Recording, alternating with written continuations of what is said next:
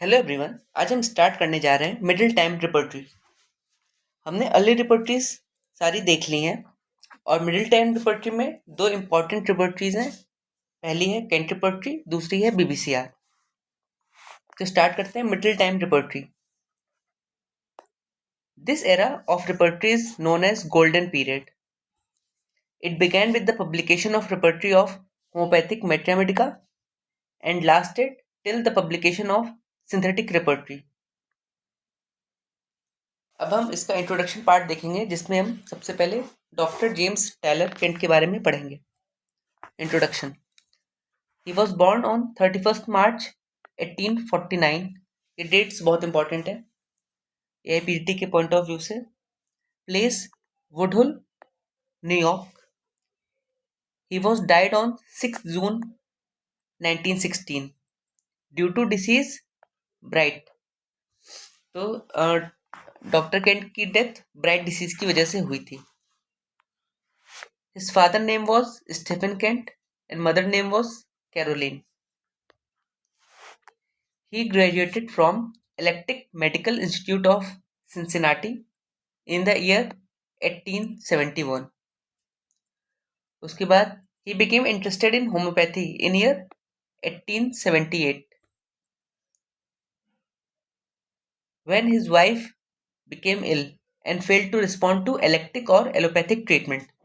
तो जब केंट की वाइफ बीमार हुई और उनका ट्रीटमेंट नहीं हो पा रहा था, ना ही एलोपैथिक से ना इलेक्ट्रिक मेथड से, तो उनको होम्योपैथी से क्योर किया गया और डॉक्टर का नाम था डॉक्टर फेलन, जिन्होंने उनकी वाइफ को क्योर किया था। उसके बाद से हनीमैन ने होम्योपैथी प्रैक्टिस शुरू कर दी, उसमें इंटरेस्ट दिखाया। तो उनके पास जो सबसे पहला केस आया था, जो पहले यूज किया था, उन्होंने पोडोफाइलम 30C यूज किया था एक डायरिया केस के लिए। चाइल्ड को डायरिया था, उसके लिए यूज किया था। तो वो मेडिसिन यूज करने के बाद उन्होंने देखा कि चाइल्ड पूरा क्योर हो गया, उसका डायरिया ठीक हो गया, जिसका कैरेक्टर क्या था, पूरा पोडोफाइलम के कैरेक्टर से मैच कर रहा था। Copious thin yellow faecal stool. अब हम देखेंगे कंट्रीब्यूशन ऑफ डॉक्टर केंट। इसमें सारे इंपॉर्टेंट पॉइंट्स हैं। He became famous as high potency homoeopath. तो डॉक्टर केंट को हाई पोटेंसी होम्योपैथ भी कहा जाता है। He advocated 30, 200, 1M, 10M, 50M, CM, DM, MM potency use की सेंटिसिमल स्केल में। इनको ऑक्टेव्स भी कहा जाता है क्योंकि 18 नंबर से, जैसे 30 एक हो गई, 2, 3, 4, 5, 6, 7, 8, तो 8 पोटेंसीज हैं, इसलिए इसको ऑक्टेव्स कहा जाता है। He introduced doctrine of series in degrees. तो सीरीज इन डिग्रीज का डॉक्ट्रिन किसने इंट्रोड्यूस किया? डॉक्टर केंट ने। In treatment of chronic cases के लिए यूज किया गया ये। He also discovered law of vital action and reaction. ये इंपॉर्टेंट पॉइंट है। He laid greatest important to will understanding and memory of the patient. तो doctor Kent ने person की विल अंडरस्टैंडिंग और उसकी मेमोरी को इंपॉर्टेंस दिया। अब हम कुछ बुक्स देखेंगे जो डॉक्टर केंट ने लिखी हैं। सबसे पहला है new remedies, clinical cases, lesser writing, aphorism and precepts in the year 1926। फिर सेकेंड इंपॉर्टेंट बुक है lectures of homoeopathy mathematica in the year 1905, lectures of homoeopathic philosophy in the year 1900, repertory of homoeopathic mathematica in the year 1897। Use फिर others, जो इनकी जो other, ये तो important books हो गई। अब इनकी जो अदर्स बुक थी, जैसे use of repertory, how to study the repertory, how to use the repertory, और लास्ट है what the doctor need to know in order to make a successful prescription. ये बुक पब्लिश किया था 1900 में। तो ये डॉक्टर केंट की important books हो गई। इनकी डेट्स, ईयर्स बहुत इंपॉर्टेंट है, किस ईयर में कौन सी बुक आई है। अब हम देखेंगे Kent concept of totality. Kent ने केस टेकिंग के लिए क्या इंपॉर्टेंट बातें कही हैं केस टेकिंग टोटलिटी के लिए। Dr. Kent emphasized in detail study of the expression of the whole person who is sick. तो केंट ने कहा है कि जो पर्सन सिक है उसका ओवरऑल हम कैरेक्टर लेंगे, उसकी जनरलिटीज लेंगे, ना सिर्फ पार्टिकुलर उसके साइन सिम्टम को देख के मेडिसिन देंगे। According to him a man consist of body, mind and spirit and he is known to us by his total behaviour. उसका बिहेवियर डिसाइड करेगा मेडिसिन जो हम देंगे उसको। Kent has classified symptoms into three parts. First, general symptoms, जिसमें person के बारे में, उसका पूरा कैरेक्टर के बारे में होगा। जनरल सिम्टम भी दो टाइप के हैं, mental generals and physical generals. The love and hate और desire and aversions are the deepest mental symptoms. तो केंट ने लव, हेट, डिजायर, एवर्जन को सबसे इंपॉर्टेंस दिया है। फिर आता है पार्टिकुलर, जो किसी पार्टिकुलर पार्ट से रिलेटेड होता है, जैसे हैंड्स, लेग्स, हेड, नेक, आईज, नोज। फिर कॉमन कॉमन सिम्टम्स क्या है, डिसीज के जो सिम्टम्स होते हैं उसको कॉमन सिम्टम्स बोलते हैं। तो डिसीज के जो एक जनरल सिम्टम्स होते हैं उसको कॉमन सिम्टम्स बोलते हैं। फिर है Kent's totalities erected by following the hierarchy given below. तो केंट ने केस टेकिंग में ये ऑर्डर फॉलो किया है कोई भी रेमेडी डिसाइड करने के लिए। सबसे पहले इंपॉर्टेंस दी है माइंड को, उसके बाद इंपॉर्टेंस दी है फिजिकल को, और लास्ट में इंपॉर्टेंस दी है पार्टिकुलर्स को। तो माइंड में भी सबसे ज्यादा इंपॉर्टेंस दी है विल को। विल में क्या क्या आता है, जैसे पर्सन का एंगर हो गया, इरिटेबिलिटी हो गई उसकी, लव हो गया, फियर हो गया, ग्रीफ हो गया, सैडनेस हो गया। फिर विल के बाद अंडरस्टैंडिंग की इंपॉर्टेंस दी है। अंडरस्टैंडिंग में जैसे हेलुसिनेशन, इल्यूजन, क्लेयरवॉयंस मतलब होता है type of sixth sense, confusion, dullness, mental activity.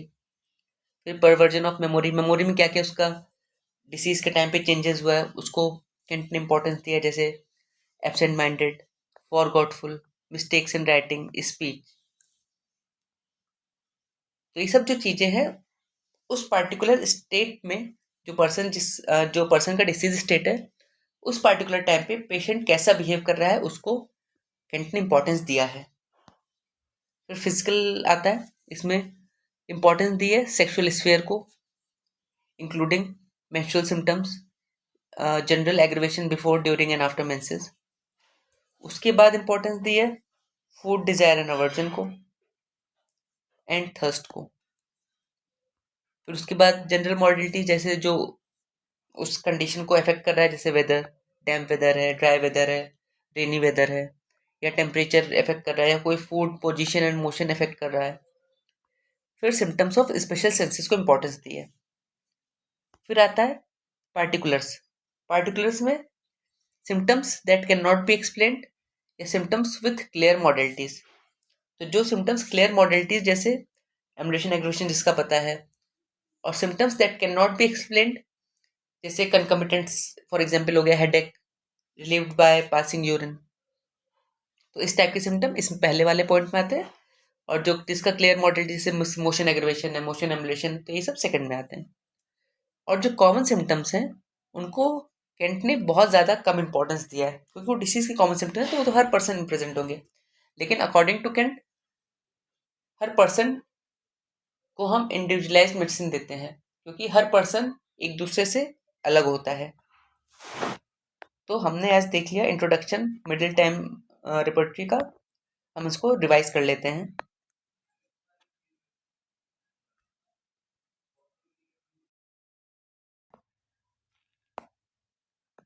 Middle time repertory, इसे हम इंट्रोडक्शन देख रहे थे। इसको गोल्डन पीरियड कहा जाता है, क्योंकि इसकी जो इंपॉर्टेंट रिपोर्टरी जैसे पीबीसीआर है, repertory of homoeopathy mathematica by Kent, इसी पीरियड में आई थी। तो सबसे पहले इंट्रोडक्शन में हम डॉक्टर केंट के बारे में देखेंगे। बर्थ इनका, ये सब इंपॉर्टेंट डेट्स हैं। 31 March 1849 to 6 June, death 6 June 1916, due to which disease,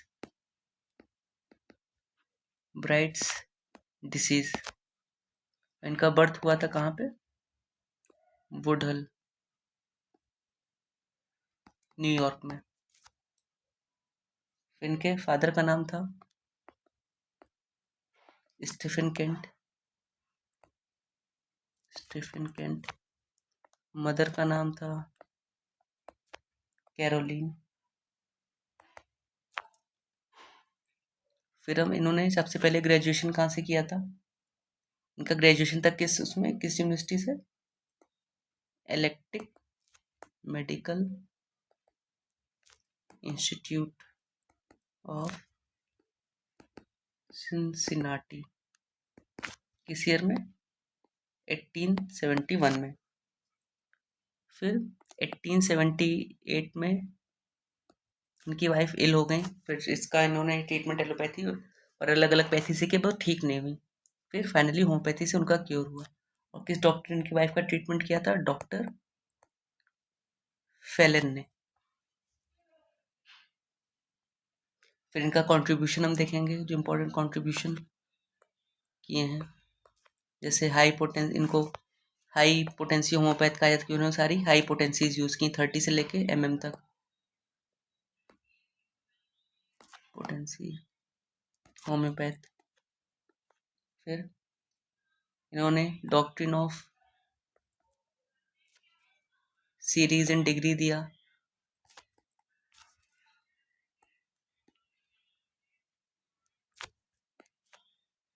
discovered law of vital action and reaction. फिर उसके बाद इनकी बुक्स, इंपॉर्टेंट बुक्स, जैसे new remedies, clinical cases, lesser writing,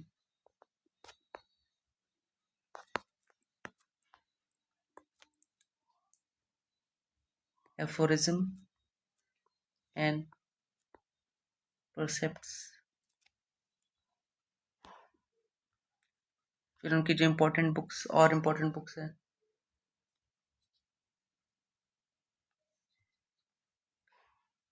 जैसे डेट वाइज करेंगे हम सीक्वेंस में कि सबसे पहले के अकॉर्डिंग, जैसे repertory of homeopathic मेट्रा Medica, year 1897 में। 1897 के बाद आता है लेक्चर्स ऑफ होम्योपैथी फिलॉसफी 1900 में। एक और बुक आई थी 1900 में इनकी, जिसका नाम था what the doctor needs to know in order to make a successful prescription. तो सक्सेसफुल प्रिस्क्रिप्शन के लिए एक बुक लिखी थी, जो आई थी यह सेम 1900 में। फिर लेक्चर्स ऑन होम्योपैथी मेट्रा मेडिका, वो आई थी यह 1905 में। तो इनकी इंपॉर्टेंट बुक्स है उनके सीक्वेंस डेट के साथ। फिर केंट्स कॉन्सेप्ट ऑफ टोटलिटी।